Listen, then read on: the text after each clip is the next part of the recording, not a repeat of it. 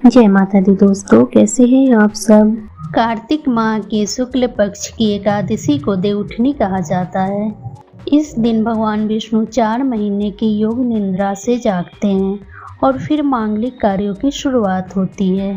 देवउठनी एकादशी के दिन लोग भगवान विष्णु को प्रसन्न करने के लिए व्रत उपवास भी करते हैं।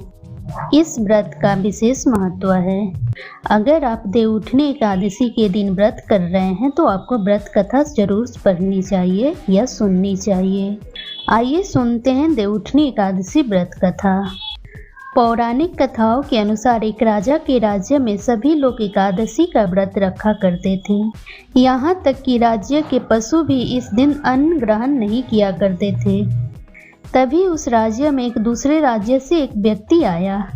उसने कहा कि हे राजन, मुझे काम की आवश्यकता है और अगर आप मुझे नौकरी पर रख ले तो आपका बहुत आभार होगा। राजा ने कहा ठीक है, मैं तुम्हें नौकरी जरूर दूंगा, लेकिन एक शर्त माननी होगी। शर्त यह है कि इस राज्य में सभी एकादशी का व्रत करते हैं और इस व्रत को रखना अनिवार्य है, जिसका तुम्हें भी पालन करना होगा।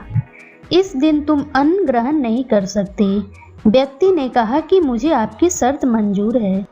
कुछ दिनों बाद एकादशी आई और राज्य के सभी लोगों के साथ उस व्यक्ति ने भी एकादशी का व्रत किया।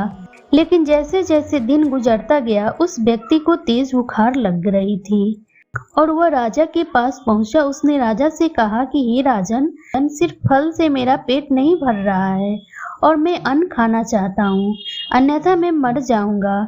यह सुनकर राजा ने उसे अन्न दे दिया। वह नित्य की तरह नदी पर पहुंचा और स्नान कर भोजन पकाने लगा। तब भोजन बन गया तो वह भगवान को बुलाने लगा, आओ भगवान, भोजन तैयार है।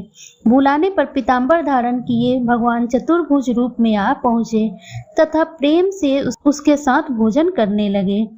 भोजन आदि करके भगवान अंतर्ध्यान हो गए तथा वह अपने काम पर चला गया। 15 दिन बाद अगली एकादशी को वह राजा से कहने लगा कि महाराज, मुझे दुगुना सामान दीजिए। उस दिन तो मैं भूखा ही रह गया।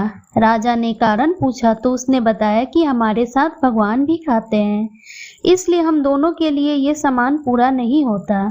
यह सुनकर राजा को बड़ा आश्चर्य हुआ। वह बोला, मैं नहीं मान सकता कि भगवान तुम्हारे साथ खाते हैं।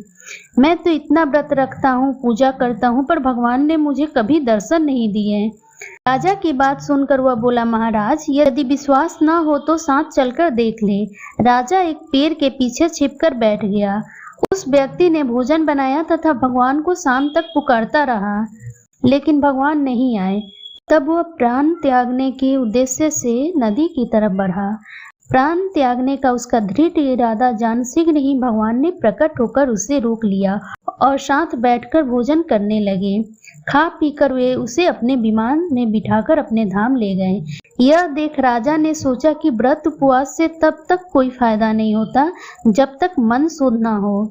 इससे राजा को ज्ञान मिला। वह भी मन में व्रत उपवास करने लगा और अंत में स्वर्ग को प्राप्त हुआ।